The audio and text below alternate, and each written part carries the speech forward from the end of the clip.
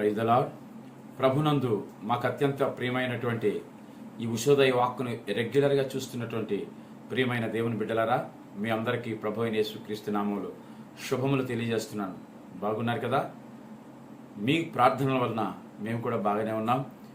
మరి రాత్రంతా కూడా దేవుడు తన కృపలో భద్రపరుచుకున్నారు. ఈ ఉదయకాల సమయంలో మరొక వాక్యం ద్వారా మిమ్మల్ని నన్ను కూడా దర్శించడానికి ప్రభు ఇష్టపడుతూ ఉన్నాడు. ఈ దినం మీ కొరకే వాగ్దాన వాక్కుని ఉషోదయ వాక్కుగా మీకు దేవుడు. రండి, ప్రతి ఒక్కరు కూడా పరిశుద్ధ గ్రంథంలో ఉన్నటువంటి న్యాయాధిపతుల గ్రంథంలో చూద్దాం. ప్రతి ఒక్కరు కూడా న్యాయాధిపతుల గ్రంథం 5వ అధ్యాయము 31వ లేఖనంలో ఈ విధంగా వ్రాయబడి ఉంది. చూద్దాం ఒకసారి. న్యాయాధిపతుల గ్రంథం 5వ అధ్యాయము 31వ వచనములో ఈ విధంగా వ్రాయబడి ఉన్నది. మీ కొరకు నేను చదివి వినిపిస్తాను. జాగ్రత్తగా మీరు నన్ను గమనించగలరు. ఆయనను ప్రేమించువారు బలముతో ఉదయించు సూర్యుని వలె ఉందురు. దేవుడు ఈ దినం మీ కొరకు వాగ్దానం ఇస్తున్న మాట ఏంటంటే, ఎవరైతే దేవుణ్ణి ప్రేమిస్తారో, ఎవరైతే దేవుణ్ణి మనస్ఫూర్తిగా ప్రేమిస్తారో వాళ్ళంట ఉదయించే సూర్యుని వలె ఉంటారంట. మీకు తెలుసు కదా, ఉదయించే సూర్యుడు ప్రకాశమానంగా ఉంటాడు. మరి నీవు ఉదయించే సూర్యుడిగా ఉండాలి అంటే ఖచ్చితంగా నువ్వు దేవుణ్ణి ప్రేమించే వ్యక్తిగా ఉండాలి. దేవుణ్ణి ప్రేమించటం అంటే ఏమిటి అనగా ఆలోచించగలిగితే, ప్రేమ అనేది ఏంటంటే హృదయంలో నుండి పెళ్ళుబుకు వచ్చేటటువంటి కవిత్వాన్ని ప్రేమ అంటారు.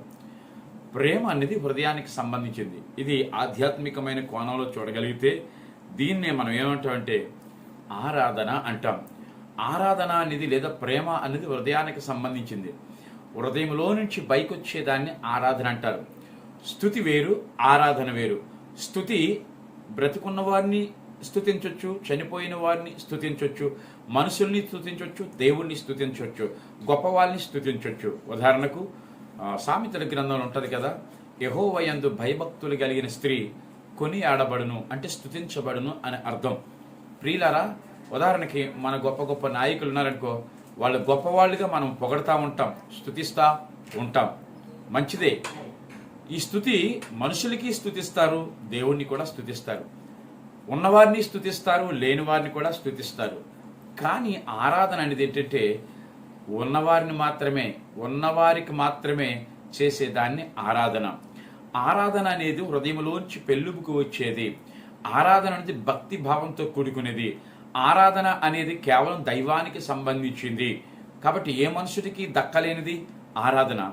మనుషులకి మరియు దేవుడికి దక్కింది స్తుతి. స్తుతి వేరు, ఆరాధన వేరు. దేవునికి స్తోత్రం కలుగును గాక. సరే, ఈ ఆరాధన అనగా దేవుని యొక్క గుణ లక్షణాలని మనం బయటికి పెళ్ళుబుకి చెప్పడం.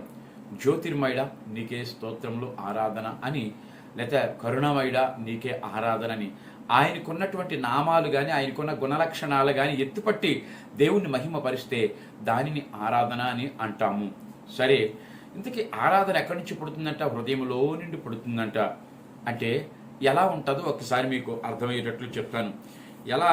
ఉదాహరణకు బెల్లం ఎలా ఉంటుంది? తియ్యగా ఉంటుంది. పంచదార ఎలా ఉంటుంది? తియ్యగా ఉంటుంది. ఫ్రూట్స్ ఎలా ఉంటాయి?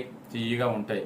ఇలా రకరకాలుగా స్వీట్స్ అన్నిటి గురించి మాట్లాడితే తీయగానే ఒక మాటతోనే చెప్తాం.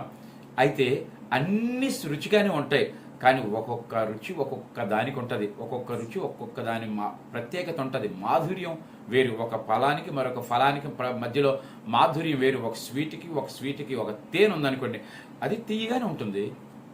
ఏండి, మకరందం చాలా తీయగానే ఉంటుంది. లేదంటే మరి ఇది పాలతో తయారు చేసిన కోవ ఉంటుంది చూసారా, అది కూడా తీయగానే ఉంటుంది. హల్వా ఉంది, తీయగానే ఉంటుంది. ఇక పంచదారతో చేసింది ఏదైనా తీయగానే ఉంటుంది. అన్నిటికీ తీపే, కానీ తీపులో మాధుర్యం ఉంటుంది. మామిడి పళ్ళు ఏవైనా సరే తీయగానే ఉంటాయి కదా సుమారుగా. అన్నీ తీయగానే అంటామా? ఒకటే ఆన్సరా? కాదు.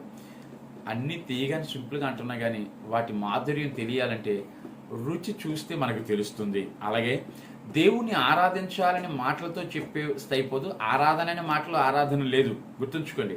ఆరాధన అనే మాటలో ఆరాధన లేదు, కానీ ఆయన ఏమై ఉన్నాడు గుణగణాలను ఎత్తిపట్టి దేవుణ్ణి స్తుతించడం, కొనియాడడం, హృదయాంతరాల నుంచి వచ్చిన ప్రేమను దేవుని సన్నిధిలో వలకపోయడాన్నే ఆరాధనని అంటారు. జాగ్రత్తగా మీరు ఆలోచన చేయగలిగితే ఇక్కడ మరి అన్నీ కూడా తీయగానే ఉన్నాయంటున్నావు, కానీ రుచి చూసి తెలిస్తే ఒక్కొక్క దానికి ఒక్కొక్క మాధుర్యం ఉంటుంది.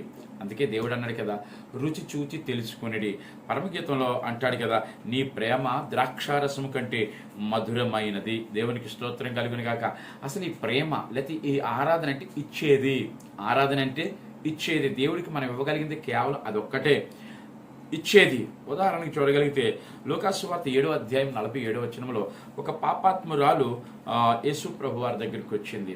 ఆ యేసు ప్రభు యొక్క పాదాలని విలువైన అత్తరు పెట్టి ఏం చేస్తుందంటే దాన్ని కడుగుతూ పోస్తూ ఉంది. దేవునికి స్తోత్రం కలుగును గాక.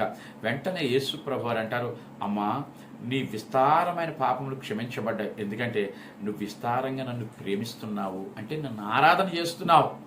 ఎవరైతే ఎక్కువగా ఆరాధన చేస్తారో వారు ప్రభువుని ప్రేమించినట్లే. మనం ప్రేమించేవారు ఆరాధన చేస్తారు, ఆరాధన చేసేవారు ప్రేమిస్తారు. విస్తారంగా నువ్వు దేవుడిని ప్రేమిస్తే నీ విస్తారమైనటువంటి దోషాలు కూడా కప్పబడతాయి. దేవునికి స్తోత్రం కలుగును గాక. దేవుడు అంటాడు కదా, ఇర్మియా గ్రంథం 31వ అధ్యాయం 3వ వచనంలో అంటాడు కదా, నిన్ను శాశ్వతమైన ప్రేమతో నిన్ను ప్రేమిస్తున్నాను. దేవుడు అంటున్నాడు, మిమ్మల్ని నేను ప్రేమిస్తున్నాను, మీరు కూడా నన్ను ప్రేమించండి. మనం ఎలా ప్రేమిస్తామంటే ఆయన్ని హృదయపూర్వకంగా పూర్ణాత్మతో, పూర్ణ శక్తితో, పూర్ణ వివేకంతో ఆయన ఆరాధన చేస్తే అందులోనే ఆనందం ఉంది. ఆయన ప్రేమ ఎలాంటిది అంటే గంధపు చెక్క ఉంటుంది చూసారా, గంధపు చెక్కని ఒకవేళ గొడ్డలు నరికింది అనుకోండి, ఆ గొడ్డలు నరికినప్పుడు గంధపు చెక్కకి బాధ వస్తుంది, ఆ చెట్టుకు బాధ వస్తుంది. ఆ గొడ్డలి చేత నరకబడిన ఆ యొక్క గంధపు చెక్క కిందకు పడిపోయి అదంటది, గొడ్డలి ఓ గొడ్డలి నువ్వు నన్ను నరికావు, ఓన్లే నరికితే నరికావు, కానీ నీకు ఒక సంగతి గుర్తుంచుకో, నీవు నన్ను నరకగా నా యొక్క ఫ్లేవర్ అనగా నా సువాసన నీకు అంటుకుంది, గొడ్డలకు అంటుకుంటుంది. అంటే నరకబడిన గొడ్డలకే సువాసన ఇచ్చేదే అటువంటిది గంధపు చెక్క కదా. అలాగనే నా యేసయ్య ఎలాంటి వాడంటే, మనం ఎవరైతే దేవుడికి హాని చేశామో, దూషించామో, మనకే ఆయన సువాసనగా ఉన్నాడు. దేవునికి స్తోత్రం కలుగును గాక. హల్లెలూయా. కాబట్టి నా ప్రియమైన దేవుని బిడ్డలారా, ఈ ఉదయకాల సమయంలో దేవుడు అంటున్నాడు, ఎవరైతే నన్ను ఎక్కువగా ప్రేమిస్తారో వారి పాపాలు క్షమించబడతాయి. ఇక్కడ ప్రేమించే వారిని బలముతో ఉదయించే సూర్యుడు వల్ల ఉంటారంట.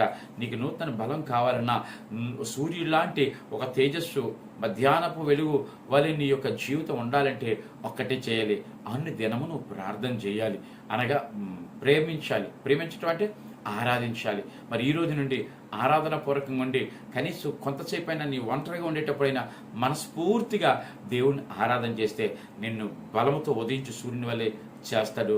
అట్టి కృపా క్షేమములు దేవుడు నీకు నాకు అనుగ్రహించుగాక. ఆమేన్. తలవంచండి, ప్రార్థన చేసుకుందాం. మహిమ ఘనత ప్రభావములు కలిగిన తండ్రి, నీకు వందనాలు. ఈ యొక్క ఉదయకాల సమయంలో నీ కృపా క్షేమములు చేత నింపి నడిపించుకోండి అయ్యా. అయా నీ యందు ప్రభువా చక్కని లేఖనాలు మా గురించి మీరు చదివించారు అయా. నిన్ను ప్రేమించేవారు నాయన అయా గురించి మాట్లాడుతూ ఉన్నావు తండ్రి. ఆయన్ని ప్రేమించేవారు బలముతో ఉదయించే సూర్యుని వలె ఉంటారని నీ లేఖనాలు సెలవిస్తున్నాయి. నిన్ను ప్రేమించే వారిని అయా ఉదయించే సూర్యుని వలె బలంగా తయారు చేస్తానంటున్నావు అయ్యా.